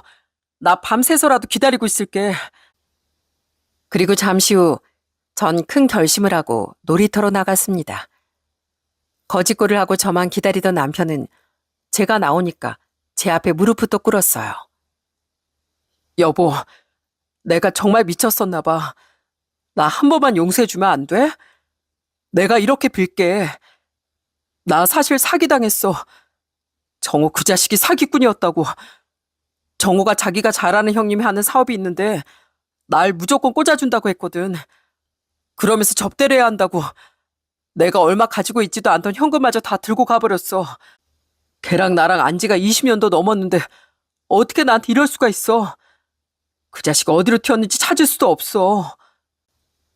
그렇게 자신만만하게 가더니 겨우 이 꼴로 나타나니? 그러게 내가 너 천벌 받는다고 했지? 가족을 버리고 성공을 쫓더니 그 대가를 아주 톡톡히 받는구나. 월급을 700씩이나 주는 회사가 대체 널 뭘 믿고 취업을 시키겠니? 넌 음주운전 상습범에다 술주정뱅인데 안 그래? 요즘 취업 사기가 그렇게 많다더니 당신이 딱 그 짝이 났네. 남편은 급기야 제 바지단을 붙잡고 울며 불며 매달리기 시작했습니다. 저는 남편의 손이 닿자마자 그 손을 발로 뻥 차버렸어요. 여보, 내가 불쌍하지도 않아? 나 우리 아버지 알면 뼈도 못 추려. 우리 아버지 성격 잘 알잖아. 왜? 어머님한테 좀 막아달라고 해봐. 그렇게나 사랑하는 외아들인데 설마 맞아주게 두시겠어? 당신 설마 어머님한테도 돈 뜯어갔니? 그러면 어머님도 할 말이 없긴 하시겠네. 여보, 왜 그렇게 무섭게 말해? 내 얼굴 좀 보고 말해. 어? 남편이 자꾸 절 붙들려고 하자 전 그때 놀이터에 있던 아이들에게 소리쳤습니다. 얘들아, 여기 아저씨가 아줌마를 괴롭히는데 좀 도와줄래? 여기서 가장 정의로운 친구가 누구지? 저요. 제가 도울게요. 아이들은 그러자 어디 있었는지 우르르 몰려나와 남편에게 놀이터 모래를 뿌리고 손에 쥔 플라스틱 장난감과 나뭇가지로 때리며 달려들더라고요. 순식간에 꼬마 경찰관들이 된 거죠. 저도 쌍둥이 남자아이들을 키우다 보니 어떻게 그 또래 아이들을 움직일 수 있는지 잘 알고 있었거든요. 남편은 허둥지둥하며 아이들에게 둘러싸였고 그러다 경비 아저씨가 달려오시는 바람에 황급하게 도망쳤습니다. 그게 제가 본 남편의 마지막 모습이었어요. 꼴 좋다 이강호. 넌 평생 너의 선택을 후회하고 살게 될 거다. 전 그리고 정의로운 꼬마 녀석들에게 아이스크림 하나씩을 사주며 유유히 집으로 돌아갔습니다. 이후에 남편은 갈 곳이 정말 없었는지 시댁으로 돌아갔고 시부에게 얼마나 혼이 났을지 안 봐도 비디오였습니다. 시모는 날마다 울면서 남편이 얼마나 두드려 맞았는지 제게 하소연을 했는데 저도 듣다 보니 막장 드라마를 보는 것 같아 몇 번 전화를 받아줬네요. 아이고, 난 그날 우리 아들 초상 치르는 줄 알았다. 그 고약한 양반이 푼돈 조금 챙겨주고 그 좋다는 서울 가서 살람 아이 내쫓아낸 거 있지? 그러게 네가 받아줬으면 이런 꼴도 안 당했을 텐데. 어머님 말씀은 그 사람 결국 시댁에서도 쫓겨났다는 거죠? 제가 듣고 싶은 말이 이제 다 들었네요. 이제 더 이상 제게 전화해 사소연하지 마세요. 그 사람 그렇게 된 게 어디 제 탓인가요? 저보다 친구를 더 믿은 탓이죠. 그렇게 예뻐하던 외아들도 맨날 사고만 치니 시댁에서도 두 손 두 발 다 들은 모양입니다. 남편이 정말로 제 무덤을 제 손으로 판 거죠. 그 덕분에 전 몇 억짜리 아파트에서 아이들을 키우고 있지만요. 제 분수를 모르고 허황된 꿈만 쫓다 보니 그런 꼴을 당한 게 아닐까 싶습니다. 분수를 알아라 라는 말이 괜히 있는 말이 아닌가 봐요. 그렇게 시댁에서 쫓겨난 남편이 지금은 연락도 안 오고 어디 가서 뭘 하고 있는지 모르겠습니다. 한동안은 술만 먹으면 자책을 하며 전화를 해댔거든요. 내가 왜 그랬을까? 내가 대체 왜 그랬을까? 다 술 때문이야. 내가 술만 안 먹었어도. 너 그 소리 하면서도 또 술 먹고 있지? 넌 사람 되려면 한참 멀었다. 앞으로 또 한 번 전화하면 나도 법적으로 해결하는 수밖에 없어. 저는 그 말의 끝으로 전 남편과 전 시모의 번호를 차단해버렸습니다. 번호를 차단했더니 다른 번호로 전화가 걸려오긴 했지만 지금은 소식이 영 없네요. 전 또 남편이 찾아올까봐 그로부터 1년 뒤 집을 팔아버렸습니다. 집값은 처음 결혼하기 전인 10년보다 많이 올랐어요. 저는 그 돈으로 친정집에서 멀지 않은 곳에 집을 얻었답니다. 차라리 엄마 아빠 집에 들어와 살지 왜 또 집을 얻었어? 엄마, 지금 우리 쌍둥이들 거의 날아다녀요. 얼마나 야단 법석인 줄 알아요? 두 분 일하고 들어오셔도 제대로 쉬지도 못할 거예요. 그래도 친정집이랑 아주 가까운 데로 잡았으니까 괜찮아요. 애들 보고 싶으시면 언제든지 오세요. 저희 쌍둥이 아들들과 막내딸은 하루가 다르게 무럭무럭 자라고 있답니다. 여전히 외할머니, 외할아버지, 외삼촌의 사랑을 듬뿍 받으면서요. 다 저희 가족들이 절 살펴주시고 위로해줘서겠죠. 얘들아, 삼촌이 사온 장난감 좀 볼래? 요즘에 이런 거 유행이지? 이것 봐. 이렇게 누르면 변신도 돼. 신기하지? 에이, 삼촌, 우리 나이가 몇 살인데 이런 변신 로봇을 가지고 놀아요. 저희 요즘 공부하느라 바빠요. 벌써? 야, 너희 나이 때 한참 뛰어놀아야 돼. 그러지 말고 삼촌이랑 나가서 축구하자. 우리 공주님은 삼촌 조금만 기다려줘. 오빠들하고 축구하고 아이스크림 사올 테니까. 가끔은 저희 오빠가 애들 삼촌 역할 하느라 제일 바쁜 것 같네요. 아빠도 없이 삼남매를 어떻게 키우나 했는데 저희 오빠가 이렇게나 살뜰히 챙겨주니 제 걱정을 한시름 놨습니다. 저도 새 직장을 구해 돈을 벌고 있고 요즘은 슬슬 저만의 취미도 찾아가고 있네요. 아이들을 키우다 보니 엄마인 제가 행복하고 제가 웃어야 우리 애들도 함께 행복하게 웃더라고요. 아이들을 위해서라도 대한민국 엄마로서 씩씩하게 살아가야 할 것 같습니다. 돌이켜보면 제 결혼 생활은 행복했던 순간보다 눈물 지던 날들이 더 많았습니다. 저도 어릴 땐 애 때문에 산다는 말을 이해하지 못했었어요. 하지만 엄마가 되어보니 당장 제 행복보단 아이들에게 무엇이 나은지를 더 생각하게 됐습니다. 아이들에게 아빠 없는 삶을 살게 하고 싶지 않아 누구보다도 믿었던 남편에게 배신당하고 매일 밤 눈물로 베개를 적시던 날들마저 참고 지냈어요. 이혼이란 현실 앞에 제가 과연 이 길을 감당할 수 있을까 두려워했던 날도 많았고요. 하지만 친정 식구들의 끊임없는 사랑과 아이들의 해맑은 웃음이 제 삶을 붙들어 주더라고요. 그 덕에 전 다시 일어날 수 있었습니다. 그래서 전 제 삶의 한마디를 정리할 수 있는 사자성어를 고르라면 주저없이 7.8기를 고를 것 같습니다. 7.8기는 7번 넘어져도 8번 일어난다는 뜻이잖아요. 제 인생이 예기치 못한 파도와 시련에 부딪혔지만 그 속에서 주저앉지 않고 끝내 버티며 8번, 10번 일어나 보려고요. 쓰러질 듯 위태로워도 다시 일어나고 또다시 웃으며 하루를 살아낸 그 과정이야말로 7.8기 그 자체 아닐까요?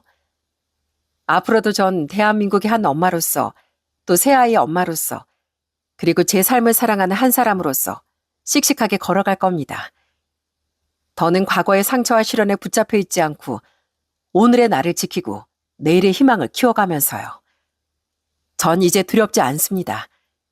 제 곁에 늘 함께 울고 웃어주는 소중한 가족이 있으니까요. 오늘도 전 크게 화이팅하고 외쳐봅니다. 여러분도 힘든 일이 있어도 언제나 화이팅 하시는 하루하루가 되셨으면 좋겠네요. 사연 함께 해주셔서 정말 감사합니다.